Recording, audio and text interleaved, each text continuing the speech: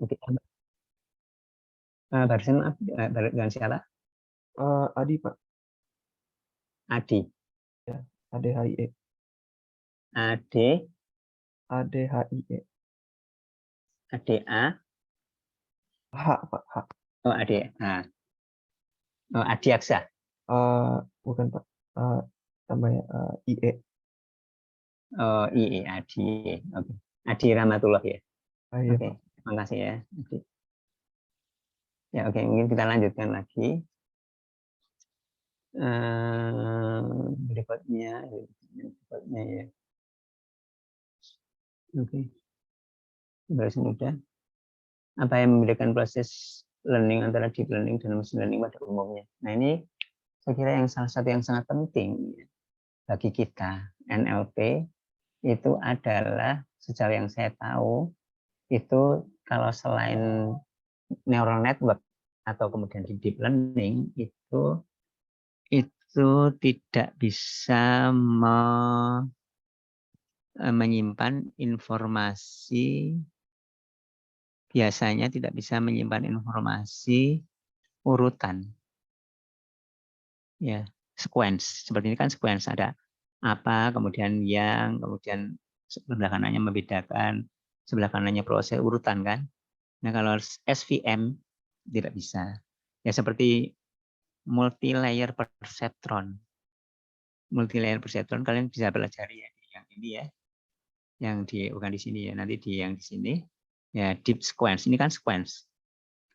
Ya, ini sequence. Nah, ini kalau selain yang neural networknya sequence, ya sequence modeling ini nggak bisa. Jadi seperti multi-layer perceptron, di sini kita belajar multi-layer perceptron ya. Ini belum bisa. Padahal ini kan sequence, datanya harus disimpan. Itu lebih bagus, artinya lebih real, lebih natural kan. Ya. Sequence itu apa? Sequence itu terutama adalah dua dimensi, sequence dari kiri ke kanan, dari kanan ke kiri. Nah, kalau computer vision di sini, deep computer vision, ini adalah CNN ya. Nah, CNN convolution ini biasanya lebih ke dua dimensi, ada kanan kiri konteksnya. Nah, kalau yang lebih natural ke neural network itu biasanya adalah sequence. Ya. Nah, sequence itu kalau neural network itu bisa diatur sehingga arsitekturnya itu bisa sequence. Data sequence-nya itu, input sequence-nya itu bisa terjaga dalam proses komputasinya. Tapi kalau SVM, kemudian pohon keputusan, decision tree, ya decision tree atau SVM, misalkan decision tree ya. Decision tree, ya, atau yang lain, misalkan decision tree di sini. Nah, kita lihat decision tree di sini. Ya, decision tree di sini itu tidak bisa ada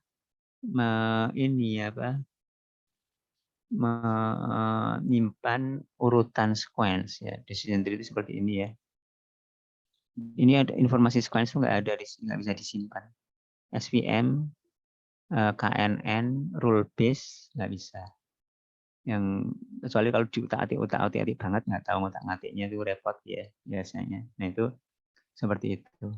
Yang salah satu yang utama. Kemudian yang kedua, ya itu yang pertama itu. Yang kedua adalah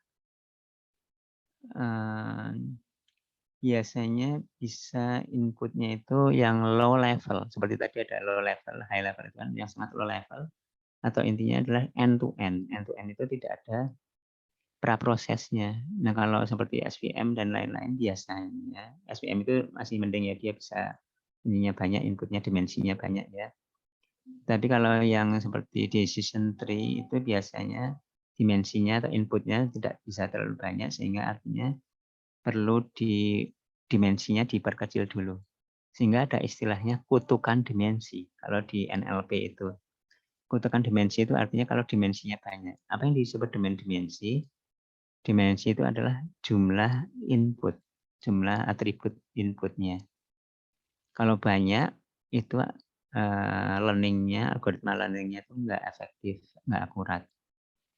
Ya, kalau SVM relatif lebih akurat ya. Tapi kalau yang lain kurang akurat sehingga perlu diperkecil dulu. Jadi harus mengatasi kutukan dimensi, curse of dimensionality. Sehingga ada istilah bagaimana mengurangi dimensi atau memfilter dimensi, dimensional reduction atau dimensional extraction itu. Jadi paling tidak dua itu. Yang pertama tadi saya ulangi lagi, yang pertama adalah yang pertama itu adalah tadi sekuensinya terjaga bisa di deep learning, ada yang bisa, artinya ada yang belum tidak seperti multi-layer perceptron tidak, tapi sequence modeling yaitu RNN misalkan bisa. Nah, kalau yang pertama itu, yang kedua adalah tadi itu dimensinya kalau terlalu banyak, beberapa learning yang lain seperti decision tree nggak bisa. Silakan, mungkin ada komentar. Saya Pak. Silakan. Jadi untuk masalah learning proses learning itu lebih ke ini ya Pak, segi data sama pendekatan masalahnya ya Pak. Iya, saya kira iya. Maaf, dengan siapa? Adiaksa Pak. Oke. Adiaksa ya. Oke. Maaf, saya ada di sini ya. Dia nggak lupa. Ya, Adiaksa Maulana ya. Iya Pak. Iya, iya betul. Ya, saya kira seperti itu. Makasih ya tambahannya. Saya kira itu sebagai tambahan yang bagus ya, dari Adiaksa. Iya, Jadi yang perlu diperhatikan juga, mungkin sudah pernah disampaikan di sini, learning itu data trainingnya harus banyak. Kalau sedikit atau istilahnya low resource-nya low, sedikit, itu learning-nya nggak optimal karena bukan belajar dari rule, tapi belajar dari kasus. Sehingga kalau datanya sedikit atau low resource dan tidak bisa ditingkatkan resource-nya, itu biasanya lebih akurat dengan rule ya. Tapi kalau datanya udah banyak dan zaman sekarang dalam banyak kasus datanya bisa banyak, baik itu bisa didapatkan ataupun di engineering ya, bisa ditambah. Itu lebih bagus dengan learning, dalam banyak kasus lebih banyak dengan learning. Gimana menurut Adiaksa? mungkin saya setuju Pak, tapi saya ada sedikit tambahan ya mungkin ya Pak ya. Saya baca di salah satu website gitu, kalau deep learning itu kalau datanya sedikit itu bisa lebih maksimal hasilnya. Tapi kalau dengan datanya banyak dia nggak bisa maksimal. Kalau yang machine learning itu, seingat saya itu dulu kalau datanya banyak itu ini Pak bisa maksimal tapi agak lama mungkin Pak prosesnya mungkin ya Pak. Iya, ini saya tunjukkan ya.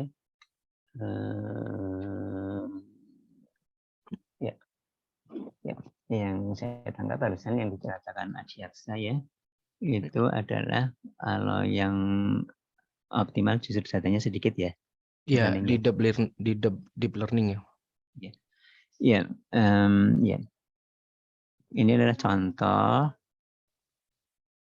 Sebentar, tasnya mentas. Contoh untuk NLP.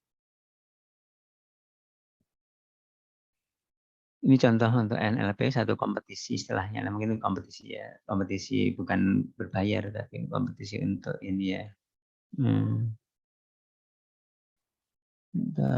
Bukan di sini nih, bukan di sini, tapi bukan di sini.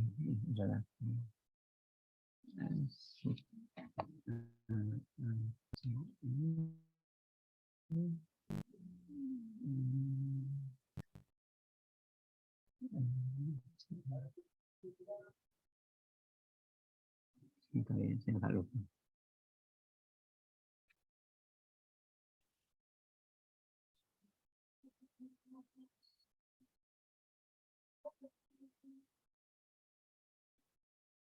Yang untuk levelnya ini contoh real ya, yang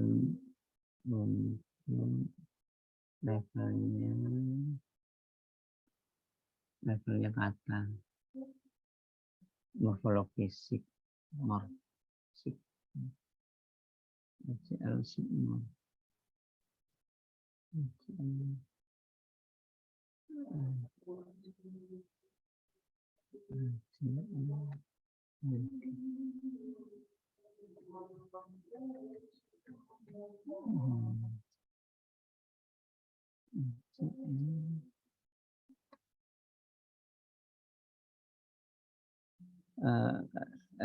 maaf ya, saya sering gitu kok lupa gitu. Ya, jadi di ACL ini dia menyelenggarakan konferensi atau event ya seperti Sigmetal tadi, tapi khusus untuk morfologi di situ ada ini apa? Ada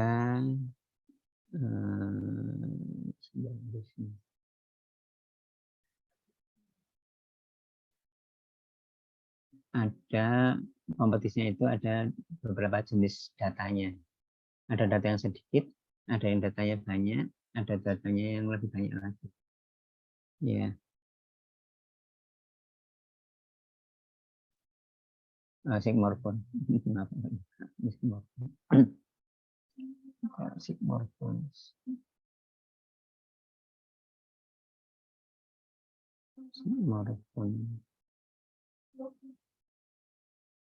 Ya, Sigmorphone. Sigmorphone. Ya, Sigmorphone 2017. Nah,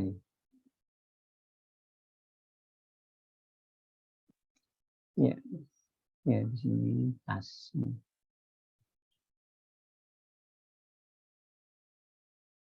Ya.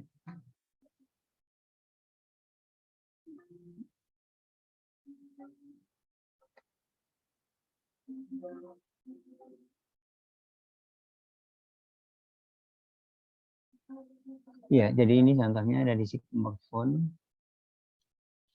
yaitu kompetisi untuk data yang sedikit, data yang low resource, kemudian yang sedang, kemudian yang banyak. Sedikit itu ya kasarnya sekitar 500. Banyak itu mungkin sedang sekitar 1000, kemudian lebih banyak lebih dari itu. Ya, jadi barusan dari Adiaksa ya. Nah itu kalau datanya sedikit lebih bagus untuk deep learning-nya. Itu saya kira bukan seperti itu ya. Jadi namanya learning apapun, ya learning apapun, proses learning itu kebalikan dari rule based. Learning apapun, learning itu maksudnya belajar dari kasus, itu datanya harus banyak, kasusnya harus banyak. Jadi learning itu seperti kalau kita belajar, kalau kalian mau belajar kalkulus, UTS kalkulus, misalkan ya, UAS kalkulus, nggak usah belajar teorinya. Belajar teori itu adalah belajar rule. Belajar soal jawab itu adalah learning. Ya, untuk kita terbentuk pola secara implisit atau abstrak di dalam pikiran kita, di dalam machine learning, itu rule-nya bisa menghasilkan rule atau generalisasi, itu kasusnya harus banyak. Jadi learning secara umum itu harus learning apapun ya. Learning apapun harus lebih banyak daripada rule based. Ya. Ya. Jadi seperti misalkan spam email filtering, bahwa dia tahu spam atau bukan spam, itu learning itu kan tidak ada aturan. Spam itu adalah yang mempunyai ciri-ciri gini kan nggak diajarin gitu, tapi diajarnya email 1 spam, email contoh 2 bukan, email contoh 3 spam atau bukan. Jadi learning apapun, apakah itu neural network atau bukan, atau deep learning atau bukan, itu perlu resource atau data training yang lebih banyak. Ya. Semakin banyak, ya namanya juga semakin bagus, biasanya semakin pinter, belajarnya harus semakin banyak. Apalagi permasalahannya semakin sulit, semakin kompleks. Ya, kalau mungkin pelajarannya itu nggak terlalu rumit, ya tidak usah belajar terlalu banyak, kita udah paham, UAS-nya udah bagus ya. Tapi kalau pelajarannya, mata kuliahnya susah, harus belajarnya, contoh kasusnya harus lebih banyak. Jadi, pertama saya ulangi, untuk learning itu harus lebih banyak. supaya akurat. Kalau tidak banyak, tidak cukup, secara kuantitas juga itu hasilnya kurang bagus. Kalah dengan yang bukan learning. Yang bukan learning ya. Yang bukan learning. Yang kalau bandingkan antara learning dan bukan learning. Ya mungkin saya kira seperti itu ya. Perbandingan antara learning dan bukan learning. Dan kemudian kalau namanya deep learning, ya deep itu kan artinya memorinya lebih banyak kan. Parameternya lebih banyak. Kalau deep itu artinya W-nya kan lebih banyak supaya dia lebih generik, supaya dia lebih pintar untuk permasalahan yang lebih semakin kompleks. Ya semakin kompleks kan memorinya harus variabelnya semakin banyak, parameternya semakin banyak. Pada intinya adalah seperti itu. Silakan mungkin ada Adi Aksa dan yang lain komentar.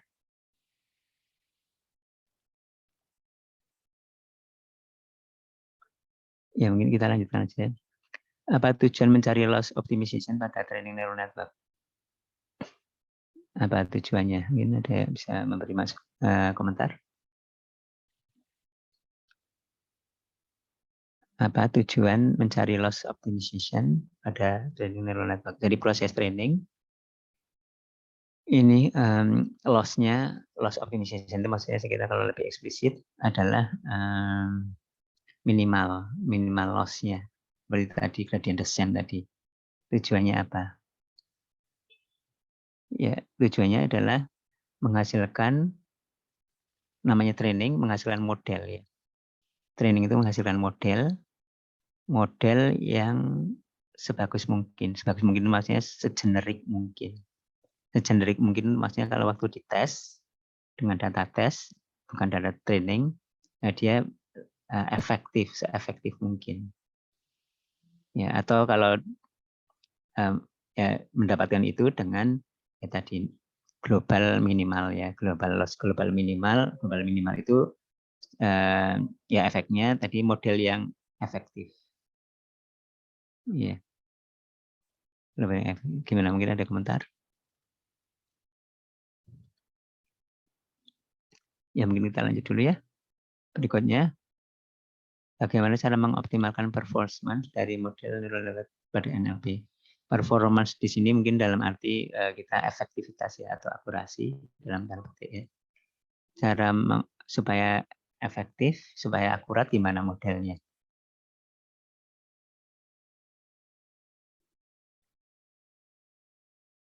Ya ini saya kira dengan ya masih balik lagi yang seperti tadi ya, optimisasi tadi ya, yang didapatkan sebisa mungkin global minimal ya untuk loss-nya. Ya, ini saya kira pertanyaan berikutnya masih sama juga, yaitu artinya parameternya itu adalah bobotnya yang di-adjust. Tes izin bertanya Pak. Silakan Pak. Jadi berarti untuk yang pertanyaan yang sebelumnya, yang bagian mengoptimalkan performance ini, apakah masih berhubungan dengan loss optimization itu ya Pak? Dan ini kan, kalau saya sih bacanya, ini kan yang tadi yang paling terakhir kan model neural network, sama ini kan training ya. Iya. Ini bukannya juga saling berkaitan gitu ya Pak? Iya betul. Iya. Ya betul ya. Jadi mengoptimalkan dalam hal ini, kalau performance itu sebenarnya yang namanya performance atau bahasa Indonesia kinerja itu ada dua sisi ya biasanya, yaitu efektivitas dan efisiensi. Efektivitas itu akurasi, efisiensi itu biasanya kecepatan. Itu biasanya trade off antara efektivitas dengan efisiensi. Nah biasanya kita concernnya misalkan terutama ke efektivitas ya. Ya artinya kita seperti kita bicarakan yang selama ini yang tadi yaitu minimal loss ya, untuk menghasilkan model yang sebaik-baiknya dengan global minimal. Ya, kemudian tentang efisiensi, kecepatan proses training, kecepatan itu maksudnya kecepatan proses training ya tadi ada waktu cycle-nya atau iterasinya itu apakah dengan tadi ada batch gradient descent atau mini batch atau stokastik. Ya, batch itu secara keseluruhan data training semuanya. Kalau mini batch itu sebagian data training yang ribuan itu, kalau stokastik itu per satu instance. Ya, makasih ya. Barusan maaf siapa? Saya Kevin Bintang, Pak, yang tadi malam baru Oh iya. baru masuk, Pak. Belum, maaf ini belum di sini. Belum ada di sini ya. Ya, ini saya tulis ya. Oke, makasih ya Kevin. Terima kasih juga, Silakan. Pak. Ya, sama-sama. Ya, kemudian kita udah di sini udah pendekatan untuk learning and lebih dasar. Knowledge itu adalah pendekatan learning. Ya, saya kira itu tadi. Kita sebenarnya bisa menggunakan multi layer perceptron. Kita bisa menggunakan yang sequence model. Ya, kita bisa menggunakan sequence model di sini yang naturalnya. Bahkan kita menggunakan yang untuk computer vision bisa juga sih sebenarnya yang dua dimensi katakanlah gitu ya. Yang convolutional bisa juga, ini udah dikembangkan juga. Maksudnya tidak mengada-ada juga atau tidak memaksakan diri banget juga enggak juga. Tapi yang paling natural adalah ini sequence. Yang kita sebut ada saat ini ada seperti transformers itu adalah sequence. Tapi ini juga ada yang mengembangkan yang deep computer vision tapi untuk natural language processing, artinya yang dua dimensi atau konvolusional. Ini kita tidak pelajari konvolusional. Mungkin kalian yang belajar citra dipelajari di sini atau di ini saya kira dipelajari juga di mata kuliah pembelajaran mesin, saya kira dipelajari juga konvolusional. Ya. Kenapa inisiasi pada gradient descent dilakukan secara random? Ya, sebenarnya ada juga nanti tidak random ya, untuk mengatasi nanti kalau kita belajar di yang di sequence, ini ada juga yang tidak random ya, untuk ini ada salah satunya ya, tapi secara paling sederhananya itu adalah random ya. Karena meskipun random ya, random itu ini ya, random itu seperti ini ya, tadi yang latih share di mana sih? Sebentar, kalau papan tulisnya kalau sebentar, stop share papan, oh di sini ya. Ya, sebentar nih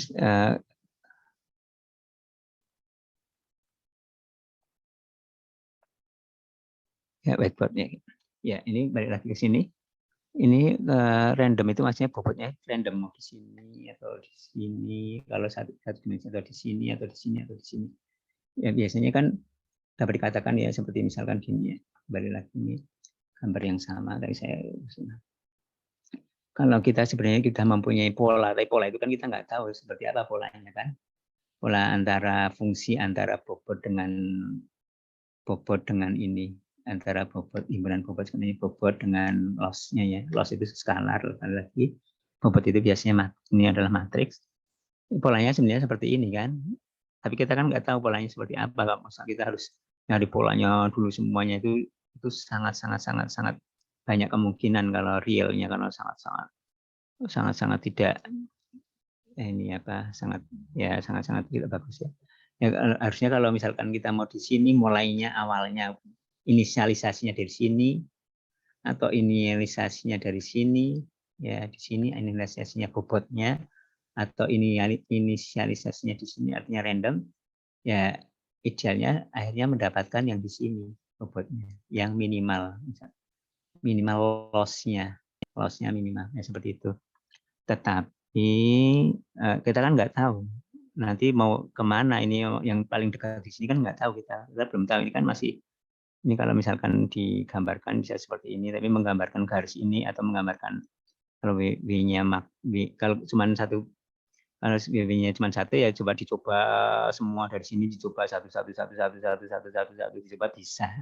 Tapi kalau W-nya ada puluhan, ratusan W-nya, ya kenapa W-nya nggak satu aja? Kalau W-nya cuma satu, ya itu linier, garisnya linier, dan itu permasalahan-permasalahan yang sederhana pun tidak bisa diatasi. Kalau seperti persamaan cuma variabelnya cuma satu. Ya, kalau persamaan variabelnya cuma satu kan jadi persamaan garis saja ya. Itu memisahkan dengan garis. Ya. Ini ada dua kelas saja pun dipisahkan dengan garis kan juga nggak bisa. Harusnya garisnya harus meliuk-meliuk dan lain-lain gitu ya. Itu oleh karena itu W-nya harus banyak sehingga kita nggak tahu bidangnya gimana, sehingga kita random pun harusnya bisa, tapi ada nanti dengan nilai ini ya, kalau di RNN nanti salah satunya dengan nilai ini kalau nilainya 111 itu ya. Nah seperti itu nanti di RNN salah satu ini ya, tidak dengan random tapi tetap itu untuk mengatasi permasalahan yang lain. Oke, mungkin saya kira seperti itu. Jadi pada prinsipnya banyak yang menggunakan random. Oke, kita lanjutkan.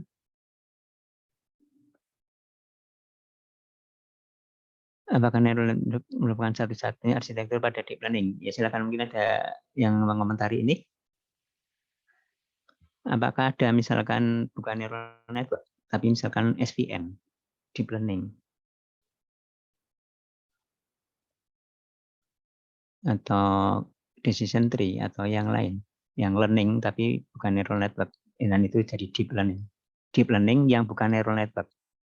Gimana? Silakan, mungkin ada komentar. Saya Pak mungkin mau berkomentar Pak. Silakan enggak? Silakan. Siapa maaf? Muhammad Kiko Pak, belum ada namanya di situ. Oh, Soalnya belum baru ada. masuk juga. Muhammad siapa maaf? Muhammad Kiko Pak. Muhammad apa? Kiko, K-I-K-O. Oke. Maaf Kiko. Ya silakan Kiko. Ya, jadi tadi terkait pertanyaannya, apakah neural network satu-satunya arsitektur deep learning? Tentu saja enggak ya Pak. Soalnya ada algoritma atau ada bentuk lain atau arsitektur lain seperti yang saya tahu itu ada LSTM, long short term memory. Terus ada neural network pun ada macam-macamnya lah, bukan cuma neural network biasa, ada recurrent, ada convolutional dan lain-lain. Mungkin itu Pak jawaban dari saya. Iya. Ya oke, makasih ya Kiko jawabannya. Ya kalau yang saya tangkap yang dari jawaban Kiko ada LSTM, ada recurrent neural network, ada yang lain-lain. Itu semua neural network semua sebenarnya. Ya, neural network itu istilahnya adalah koneksionis yang membuat koneksi-koneksi antara node dengan ada koneksi bobot-bobot. Ya sebenarnya yang disebutkan Kiko itu adalah neural network semua. Ya, jadi kalau singkatnya di sini, misalkan jawabannya adalah ya atau tidak, itu ya di sini. Sebenarnya yang dijawab Kiko itu saya kira ya, tapi karena Kiko mungkin menjawabnya tidak, karena yang dimaksud Kiko itu LSTM dan recurrent neural network itu lain, itu memang lain, tapi semua masih dalam keluarga neural network. Ya, gimana menurut Kiko atau yang lain? Ya, jadi learning ya, ada learning ya di sini ya, atau AI ya, AI di sini ya, salah satu AI itu learning, proses learning ya. Proses learning itu ada yang deep learning atau neural network yang banyak layernya itu deep.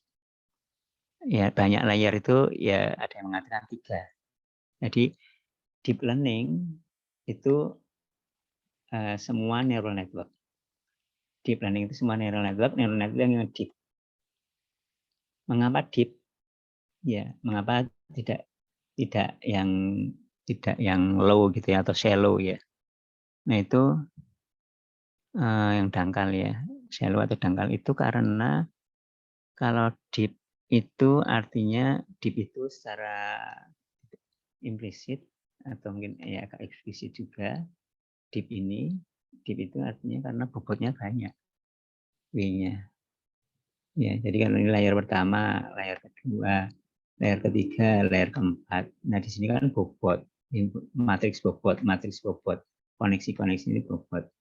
Nah, semakin banyak itu sebenarnya memorinya seperti otak kita, otaknya jadi semakin besar memorinya. Jadi pada prinsipnya memang semakin memorinya semakin banyak, dia bisa semakin banyak memecahkan masalah yang lebih kompleks. Tapi ya konsekuensinya adalah mesinnya harus kuat ya, atau bisa memproses ini. Dan prinsipnya ya tidak otomatis, tapi ada secara trennya adalah biasanya semakin deep, semakin tren umumnya ya. Tidak harus seperti itu, artinya harus ada bukan hanya dari sisi deepnya aja atau layarnya saja yang satu-satunya yang ditanganin, tapi salah satu yang faktor penting adalah memang semakin banyak layar semakin bagus, semakin efektif. Ini secara umum lah katakan gitu, mungkin ada tingkat jenuhnya, tapi secara umum seperti itu. Ya balik lagi pertanyaan tadi, ini apa? Pertanyaan tadi kalau jawabannya iya atau tidak, ya jawabannya adalah iya. Ya, jawabannya apakah neural network merupakan satu-satunya arsitektur pada deep learning? Ya, sejauh yang saya tahu paling tidak yang mungkin kalau ada yang terbaru-baru banget saya belum mempelajari ya, tapi pada prinsipnya adalah seperti itu. Ya, makasih Kiko ya tadi sudah memberi jawaban. Apakah contoh hardware yang mendukung dari deep learning? Mungkin ada komentar?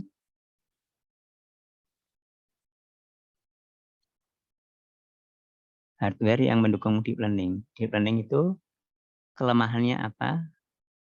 Atau requirement beratnya apa? Kemudian yang didukung oleh hardware yang seperti apa yang sebagai solusi dari kelemahan deep learning, kelemahan atau istilahnya apa yang mungkin kelemahan atau apa? Ya tadi ya, yang saya komentar dulu. Deep learning itu neural network. Dulu sebelum deep ya, neural network biasa aja yang tidak deep. Itu lama, prosesnya lama daripada yang lain. Daripada SVM, daripada decision tree. Yang belum deep, itu belum deep. Neural network aja. Artinya tetap bobot, mengejas bobotnya itu masih juga lama. Jadi menggunakan epochnya banyak dan lain-lain. Pokoknya lama lah intinya. Lama. Apalagi deep. Udah semakin berat lagi. Karena bobotnya harus di-adjust itu. Ya. Nah, jadi kelemahannya dapat dikatakan sebagai tantangan ya mungkin ya, adalah deep learning itu adalah dari sisi beban atau mungkin efisiensi lama.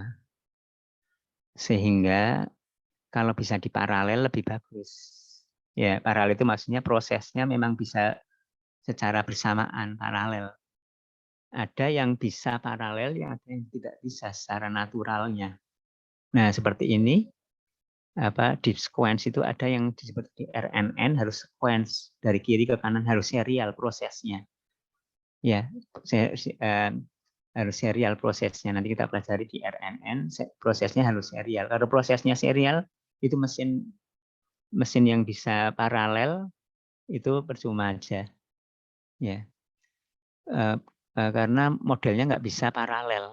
Nah, oleh karena itu dicari model yang paralel. Sehingga kalau modelnya bisa paralel, itu menggunakan hardware yang paralel itu bisa. Nah, itu contoh hardware adalah hardware yang paralel untuk mendukung deep learning yang secara algoritma bisa diparalel. Yaitu kalau di kita adalah istilahnya transformers, salah satunya yang sangat populer sekarang. Itu karena bisa datanya sequence, ya, tapi prosesnya tidak harus serial dari kiri ke kanan. Ya, seperti ini misalkan. Apakah contoh hardware yang mendukung dari kiri ke kanan, tapi bisa diproses ini sambil diproses yang apakah contoh hardware itu diproses barengan dengan hardware yang mendukung barengan dengan mendukung dari deep learning diproses barengan misalnya gitu. Paralel itu maksudnya diproses barengan tidak harus serial. Ini kiri dulu baru ke kanan ke kanan ke kanan. Ada yang seperti itu seperti tadi disebutkan Koko LSTM ya gitu. LSTM itu harus dari kiri ke kanan. Itu nggak bisa paralel.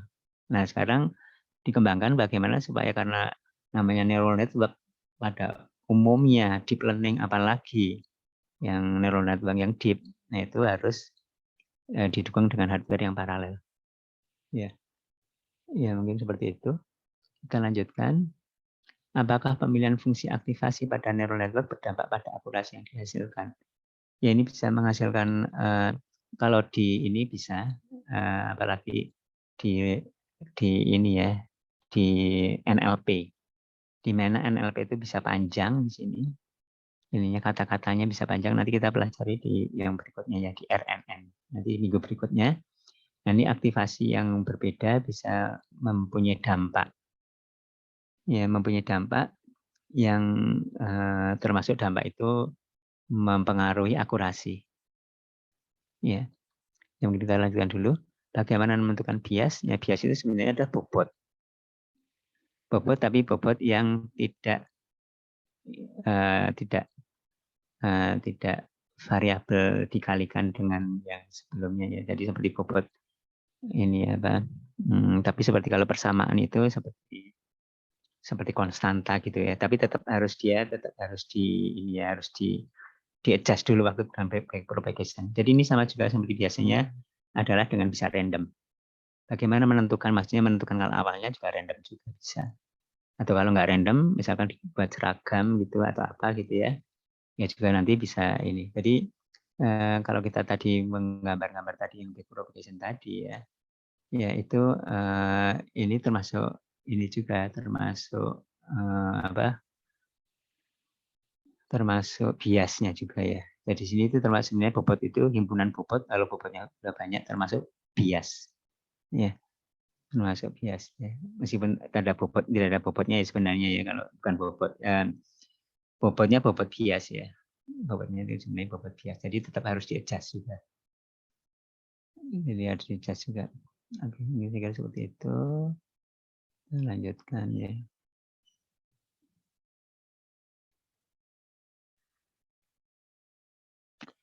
Neural network dan deep learning hampir mirip. Apa bedanya?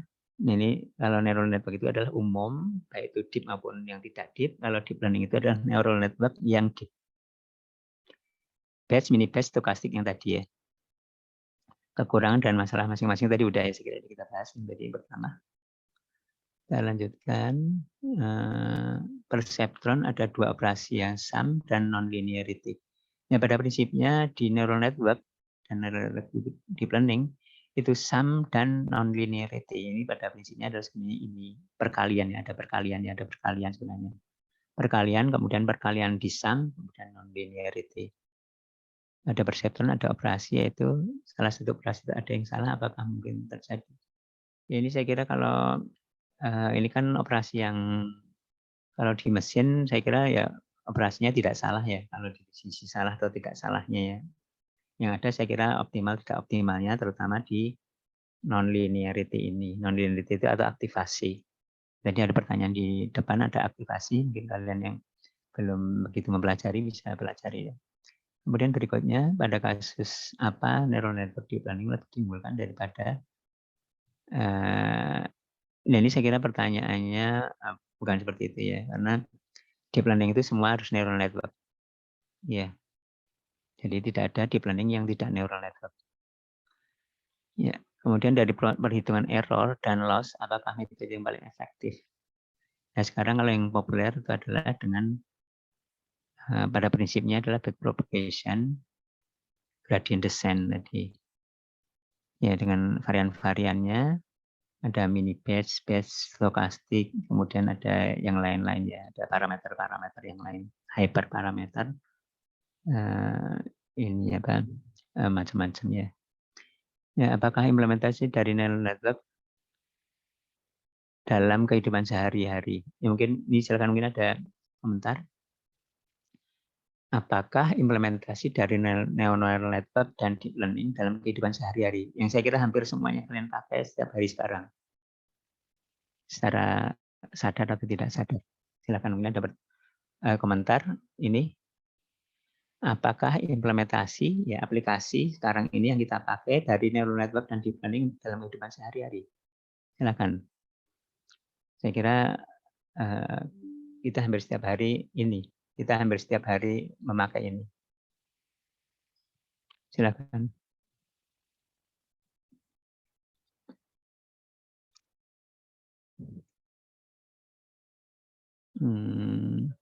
Iya.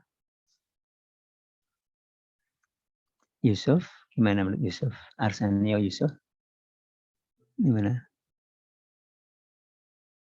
Maaf. Gimana menurut Yusuf?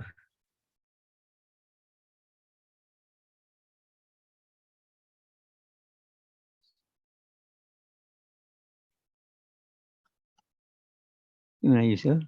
Ini untuk di planning sehari-hari apa? Nggak ada Yusuf? Ini ada masuk tapi Ya, Pak, izin coba jawab. silakan. Ya mangga silakan Mbak. Ya. Chatbot termasuk nggak Pak ke implementasi deep learning Iya, di betul, kehidupan betul, saya sehari-hari? kira. Iya, betul, betul. Ya, ya, saya kira itu ya salah satunya ya. Ya, salah satunya chatbot. Artinya ya mungkin ada juga chatbot yang tidak ya, tapi sejauh yang saya tahu salah satunya juga chatbot itu dengan bagaimana mesin menjawab itu dengan saya kira dengan banyak sekarang itu dengan deep learning. Ya maaf, dengan siapa? Maaf, dengan Anthony Pak. Terima kasih Antoni. Antoni Mas Salim. Iya Pak, betul. Terima kasih Antoni. Ya. Mungkin Antoni atau siapa yang lain lagi selain chatbot? Google Translate, Pak. Oh iya betul. Ya, saya kira saya juga akan mengatakan itu ya. Ya, machine translation ya yang kita akan pelajari. Ya, dan ya intinya adalah yang ini ya, yang dengan mesin kebanyakan sekarang itu dengan maaf dengan siapa tulisan? Rafli Ahmad, Pak. Iya. Ahmad ya. Rafli, Pak. Iya. Iya. Raffi Ahmad Januari ya. Ya, makasih ya Raffi. Oke, ya kita lanjutin dulu ya pertanyaannya. Jadi banyak sekali saya kira ya dalam kehidupan sehari-hari. Karena ini apa ya sistem mungkin istilahnya sistem cerdas atau apa gitu ya. Tapi itu banyak menggunakan deep learning sekarang karena data training semakin banyak.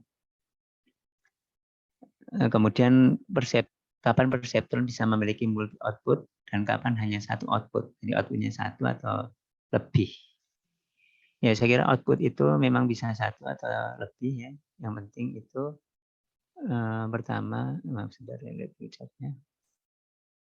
Ya, Manuel Benedict, makasih ya. Ya,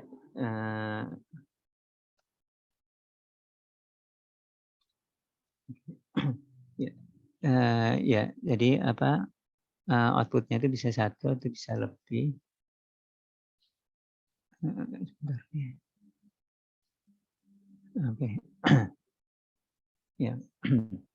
Ya neural network itu outputnya bisa satu atau lebih. Ini ya bisa satu atau lebih node ya maksudnya ini aja layer 1, layer 2, layer berikutnya ini layer outputnya bisa satu gini. Misalkan kita contohnya adalah yang klasifikasi atau ya misalkan kalau misalkan spam email filtering. Nah ini spam email filtering, misalkan spam itu biner. Apakah spam ya atau tidak? Iya, spam itu ya atau tidak. Nah di sini kan bisa nilainya, ya misalkan nilainya itu bisa dinormalkan antara 0 sampai 1. 0 sampai 1 ya nilainya, nilai dari outputnya. Nah kita beri batas, misalkan ya tidak itu kita bisa batas itu kita bisa tidak harus 50% ya. Kita bisa set juga, lebih condong ke spam atau ke yang tidak spam. Itu bisa memang realnya bisa seperti itu. Artinya ada threshold-nya. Ya. Kalau nilainya lebih dari 1, seperti misalkan berita di sini. Nah, berita itu bisa diberi nilai, berita itu misalkan berita kelompok 1, berita kelompok A dan berita kelompok B dan berita kelompok C. Ya. Yang penting pertama adalah data trainingnya, waktu training itu konsisten dengan testing. Kalau misalkan kita antara 0 sampai 1 outputnya, ya outputnya 0 sampai 1. Ini antara 0 sampai berapa itu A, kelas A. Berapa sampai berapa kelas B, berapa sampai berapa C. Untuk day training, testingnya seperti itu. Bisa seperti itu, bisa atau lebih dari 1. Ya, 3 misalkan, atau spam email filtering 2. Ini ada keluarnya 2. Kalau yang lebih besar ini berarti ya. Kalau lebih besar daripada yang ini, yang lebih besar daripada ini berarti tidak. Kalau 3 juga bisa seperti itu. ABC ya bisa 3 juga. Bisa tadi 1 pakai batas-batas atau 3 pakai ini ya kan. Ini ya kan. Ini outputnya 3 ya. Kemudian apa disebut dengan ini apa? Didistribusikan dengan softmax ya. Ya seperti itu ya. Jadi kalau yang lebih umum sih yang saya tahu, apalagi kalau ini banyak, ininya ya sebanyak yang itu outputnya sebanyak itu ya. Seperti misalkan contohnya nanti ada kita belajar word to fact, jumlah outputnya itu sebanyak kosakata ada ribuan, nah ini juga sebanyak ribuan di sini. Karena kalau misalkan hanya 0 sampai 1, kemudian kemungkinannya klasifikasinya ribuan, kalau ini dipecah-pecah jadi ribuan, ya ini apa lebih memudahkan kalau ininya banyak. Jadi seperti itu ya saya kira pertanyaannya dan komentar dari saya. Komentar dari saya adalah seperti itu. Kita lanjutkan. Ya, jadi ini ya yang salah satu yang paling penting adalah konsisten antara training dengan testing. Waktu belajar dan waktu ujian. Misalkan waktu belajar training, ujian itu adalah testing. Apa contoh program yang menggunakan? Jadi saya kira udah. Bagaimana cara menentukan jumlah hidden layer? Nah, saya kira tadi ya seperti saya sampaikan, pada prinsipnya semakin dalam layernya semakin banyak, itu pada prinsipnya ya tidak harus. Semakin banyak hiddennya, layernya artinya apa? Semakin banyak bobotnya. Semakin bobotnya artinya apa? Memorinya semakin banyak. Memorinya semakin banyak itu artinya apa? Ya bobot memorinya semakin banyak artinya apa?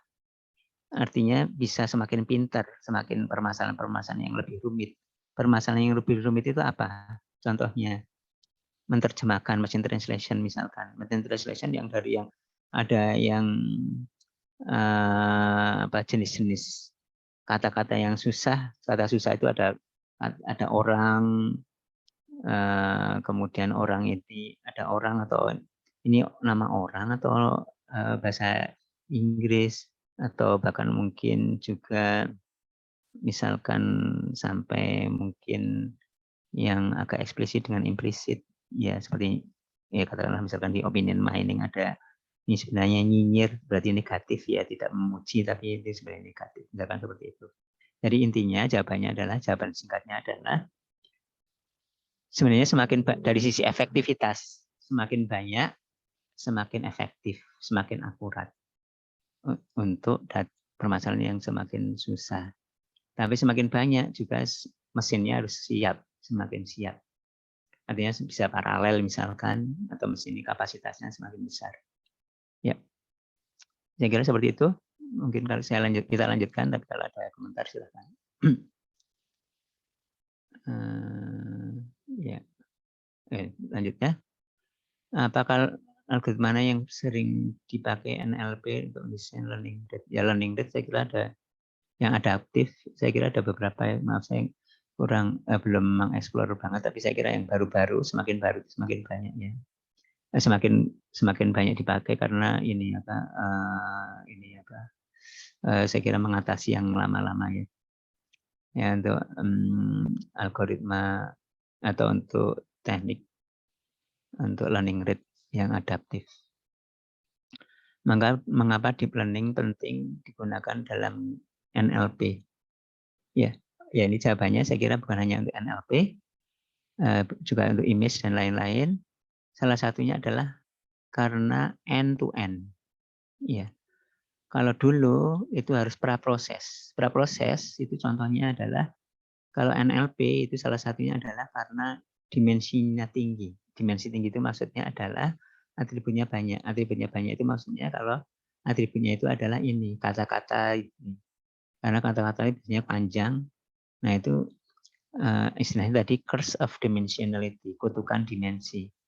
Ya, salah satunya itu. Kemudian perlu dipraproses. Di samping juga praproses yang lain seperti misalkan apa stemming, seperti apa contohnya ini apa stop word removal dan lain-lain ya.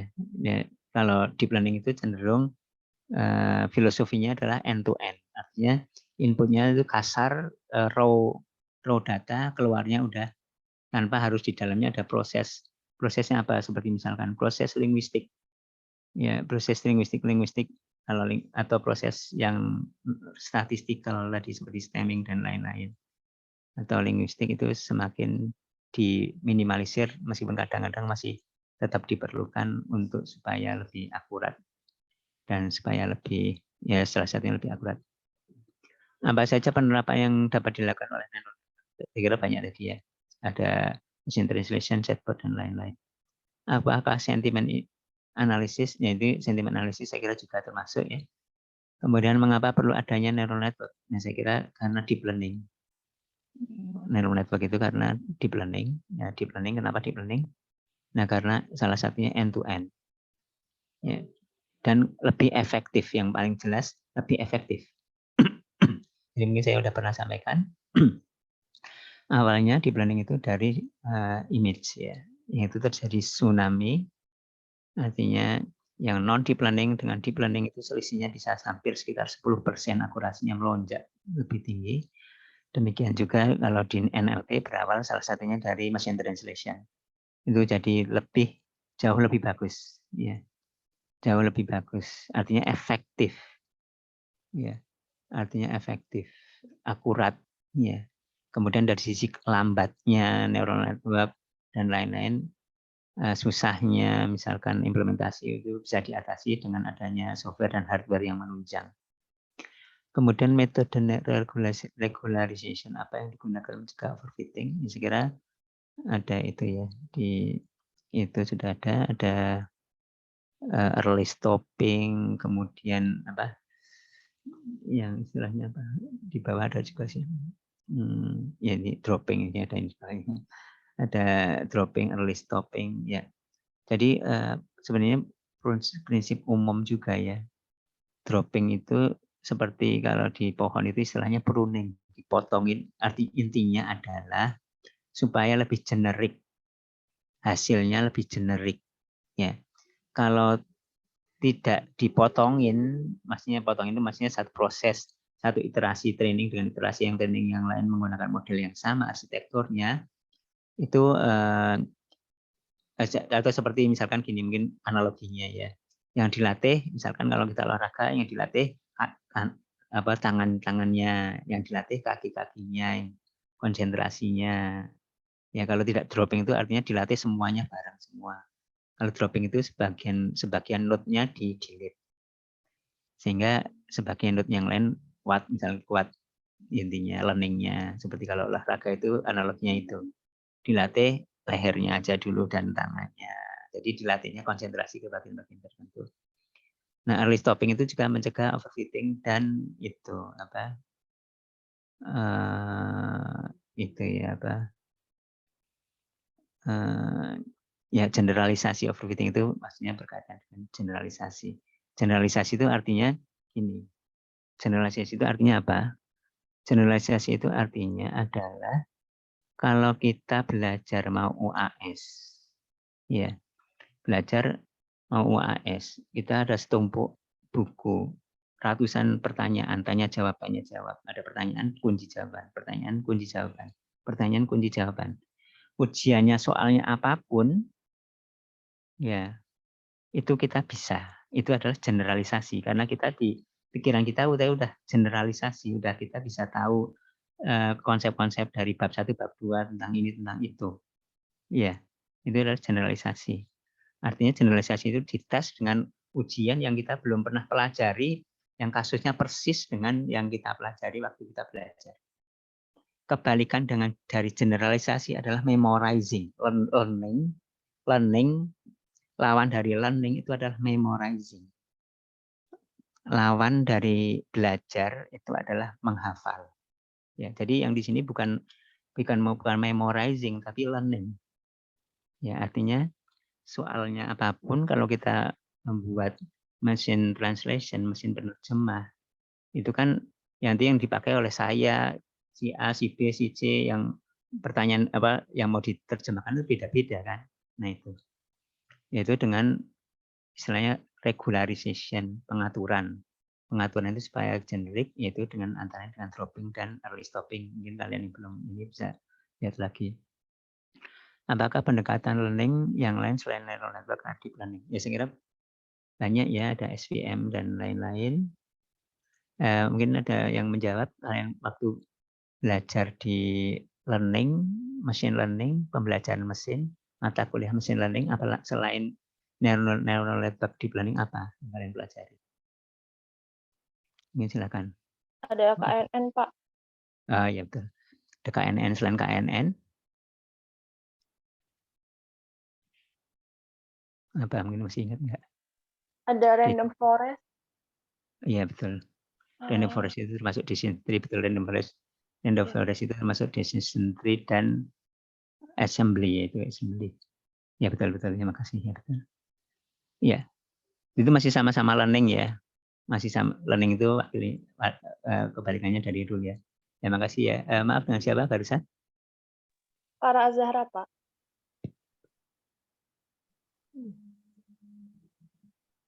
Farah, ya. Makasih, Pak. Ya. Terima kasih ya, para Azhara. Ya, learning-nya banyak. Nah, ini neural network yang deep, yaitu deep learning. Selain itu ada banyak. Ya, tapi sekarang yang populer adalah deep learning. Populer karena efektif. Apa perbedaan dalam pengerjaan analisis sentimen dan hoax detection? Apa perbedaan hanya pada data saja atau juga pada bagian codingan? Ya, apa perbedaan salah satu atau perbedaannya apa saja atau salah satu analisis sentimen dengan hoax detection itu apa perbedaannya? Perbedaan salah satu inti perbedaannya apa? Izin menjawab Pak, mungkin pada datasetnya Pak. Iya, perbedaannya apa? Dataset analisis sentimen yang seperti apa, karakteristiknya, hoax detection dari sisi isinya, ini apa? Hoax detection apa, analisis sentimen apa? Mungkin yang saya pahami Pak, kalau sentimen analisis itu datasetnya dilabelin dengan 3, yaitu positif, Yeah. negatif, dan netral. Kalau sedangkan hoax detection setahu saya di labeling dengan isinya tersebut mengandung hoax apa tidak Pak? Iya, ya makasih ya. Nanti saya komentari juga. Maaf, dengan siapa? Muhammad Ikram Pak. Oh iya. Mas Ikram Sinapoy ya, oke. Iya Pak. Ya, ini saya komentari yang terakhir nih ya, pertanyaan terakhir. Ya, jadi analisis sentimen itu tentang sentimen. Kata lainnya adalah opinion mining. Opini atau sentimen. Ya, kalau hoax detection itu biasanya berkaitan dengan berita. Kalau analisis sentimen itu adalah opini. Opini itu subjektif, seperti review. Kemudian kalau hoax detection itu adalah fakta.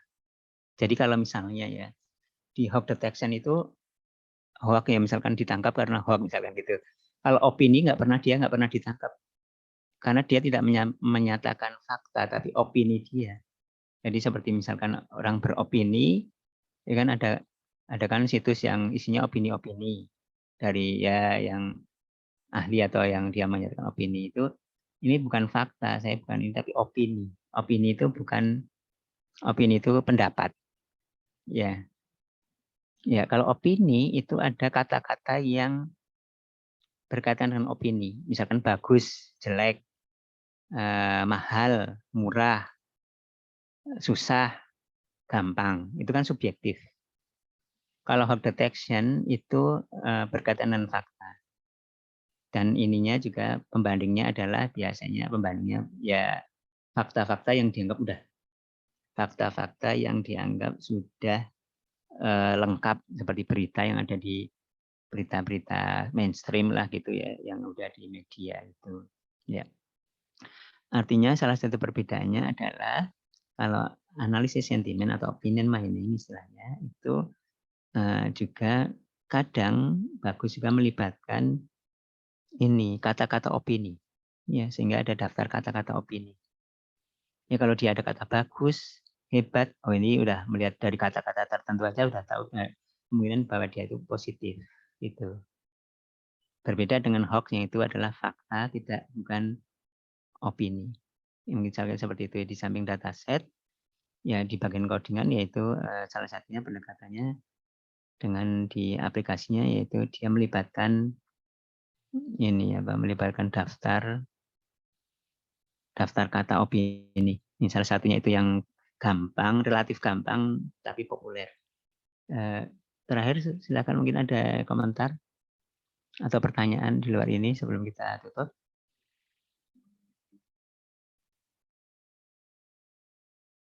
Maaf tadi rekamannya nggak tahu ini bagus nggak tadi karena full ininya saya.